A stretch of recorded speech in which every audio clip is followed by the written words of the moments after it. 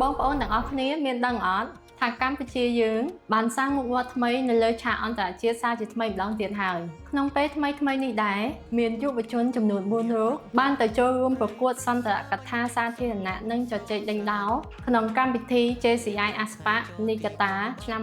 2026នៅប្រទេសជប៉ុនយុវជនកម្ពុជាយើងបានឈ្នះនៅជ័យលាភីលេខ1ក្នុងការប្រកួតជជែកដេញដោលដោយក្នុងនោះមានប្អូនស្រី Slash Ryan ប្អូនស្រីអឹង Camera បរមីច័ន្ទនិងប្អូនប្រុសសៀងធានសឹងហើយនិងប្អូនស្រីសុកសុផលីតាគុជលៀងដែលទទួលបានជ័យលាភីកំពូលទាំង3ក្នុងការប្រកួតសន្ទរកថាសាធារណៈហើយនេះជាមោទនភាពមួយសម្រាប់កម្ពុជាយើងសម្រាប់រូបខ្ញុំផ្ទាល់ដែរជាប្រជាជនកម្ពុជានិងក៏ជាសមាជិកនៃសភាយុវពាណិជ្ជករអន្តរជាតិកម្ពុជាសាខាចតុមុខហៅកាត់ថា JCI ចតុមុខខ្ញុំពិតជាសប្បាយរីករាយណាស់នឹងចូលរួមអបអរសាទរដល់បងប្អូនទាំងអស់ចំពោះការខិតខំប្រឹងប្រែងមួយនេះហើយក៏សូមជំរុញលើកទឹកចិត្តបងប្អូនទាំងអស់គ្នាខិតខំប្រឹងប្រែងបន្ថែមទៀតក្នុងការត្រៀមខ្លួនឆ្ពោះទៅកាន់ការប្រកួតថ្នាក់ពិភពលោកនៅទីក្រុងក្លឹបប្រទេសហ្វីលីពីននាខែវិច្ឆិកាឆ្នាំ